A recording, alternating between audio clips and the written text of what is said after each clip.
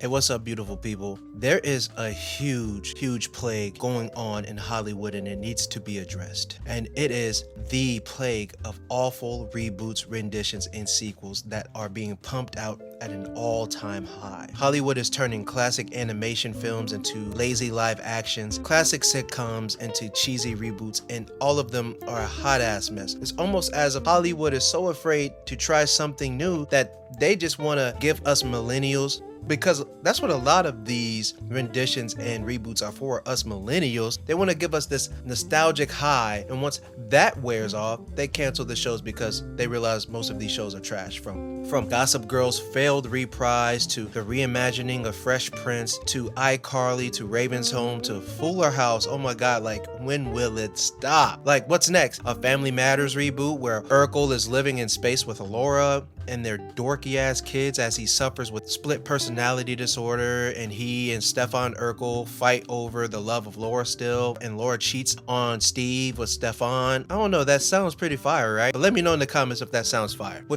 That's fucking stupid. All these weak ass reboots, Hollywood is dropping the ball with one that is an obvious slam dunk, and it is the revival of Nickelodeon's hit TV show Victorious. What?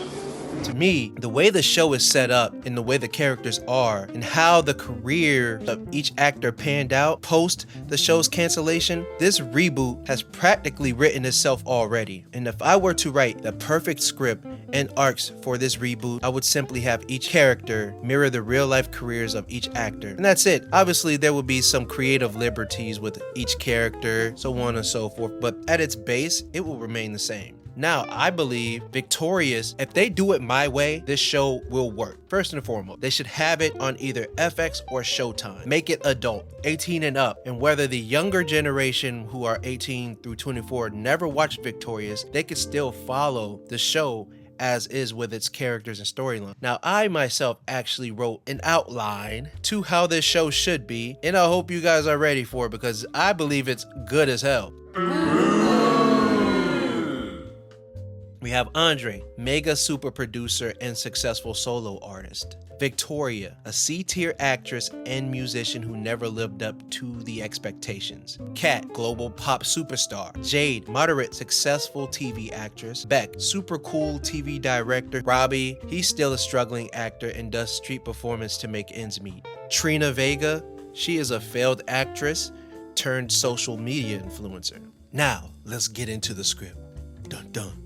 Dun dun, dun dun, dun dun, pow. Camera pans to Victoria Justice in her suite in which she lives in New York. After her new film bombs in the box office and her single fails to gain any traction, social media roast the fuck out of her, calling her the it girl that never was. People are making think pieces about what happened to Victoria Justice. She is visibly depressed. Then she turns on the TV and watches her estranged high school friends, Andre and Kat, sweep the Grammys with their collaborative R&B album. Watching her classmates and their heightened success causes her to go on a mini bender, popping pills, drinking alcohol, real sad stuff. But right before she takes some more pills, she gets a knock on the door. She discards the pills and opens the door. It's the mailman. She looks at the mail, wonders what it is. It's mail from Hollywood Arts. Then, next scene cuts to Beck in his office on the set of the new television series he is working on in Atlanta. The camera, a zoom shot of him fiddling with his engagement ring on his finger right before it pans to an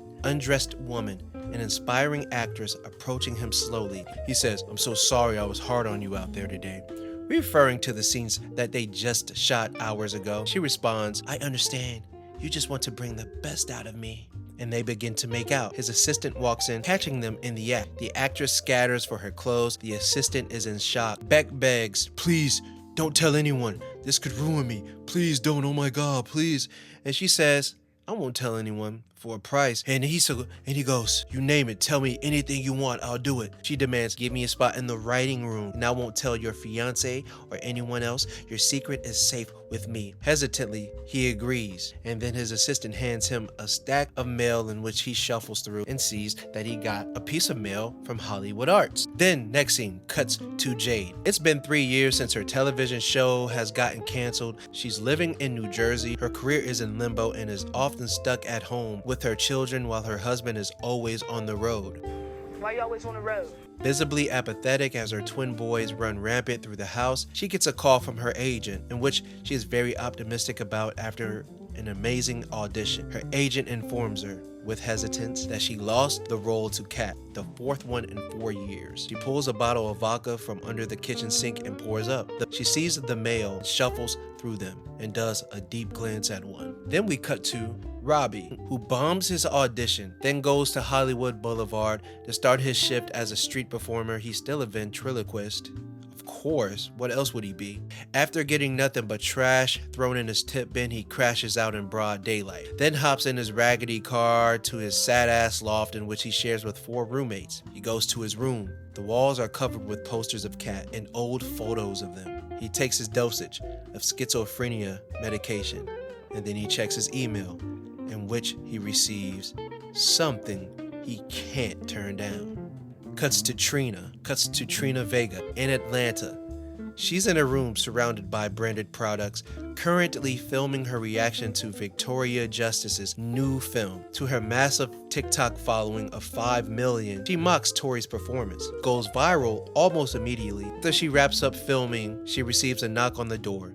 It's the owner of the Airbnb in which she has been staying in, who refers to her as Cassie. He threatens if she doesn't pay what she owes, he will call the cops. She lies and promises that the money will be sent tomorrow morning after her brand deal check clears. The owner leaves. She immediately starts packing and loads up her Prius and leaves. She also receives an email from Hollywood Arts and leaves. Then next scene cuts to Andre and Kat. Red carpet. They are relishing in their success of the night. While declining any rumors of romance, they duck and dodge all the other interviews, paparazzi, and cameras flashing, go right off into their limousine that is waiting for them. The limo screen goes up, start making out. Kat stops and tells Andre that she's late. In shock, he pretends like he doesn't know what she's referring to. She begins to get emotional as she wonders what having a fling baby soon after the death of her husband would do to her already questionable public image. Andre reassures everything will be fine. He opens a link sent to him by his friend. It's a viral video of Robbie crashing out. He shows Kat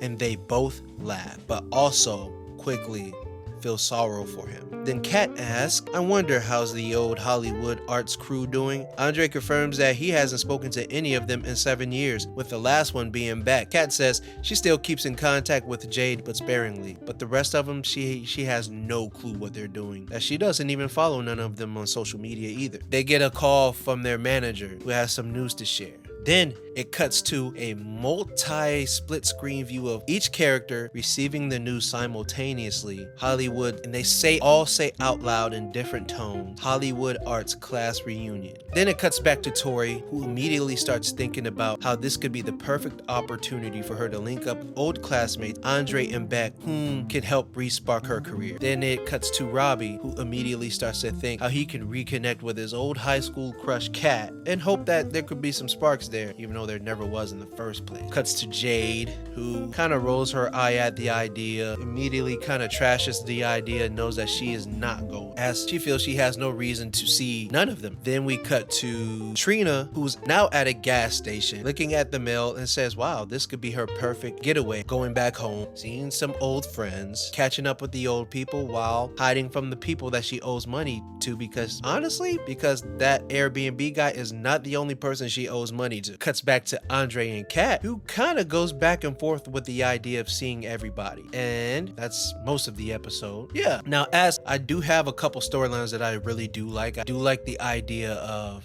Victoria reconnecting with Andre as she proposes the idea of creating an album with him, which also creates some tension between him and Kat as they are trying to hide their relationship. She also starts to get a little bit jealous how Andre and Victoria are slowly climbing back into their friendship and are working on new music together throughout the series. And then I also would love to explore the idea of Andre and Victoria kind of having their own little fling, as in their original series they both had great chemistry, but they were always just friends. But I would like to see Kat be a little jealous of Victoria, even though she is the superstar in the situation. Lie, Craig. You ain't got to lie.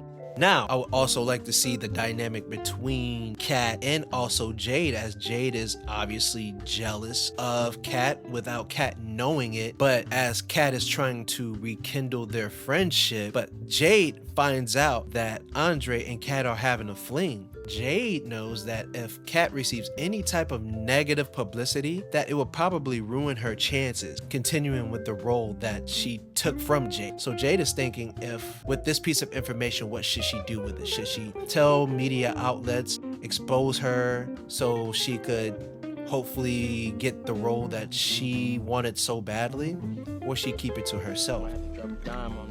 We don't know. In Hollywood, people do crazy things to get ahead. Trina, now that she is reconnecting with her old classmates, she's trying to find somewhat shady but creative ways to get money from her old friends, specifically Kat and Andre, so she can pay everyone off.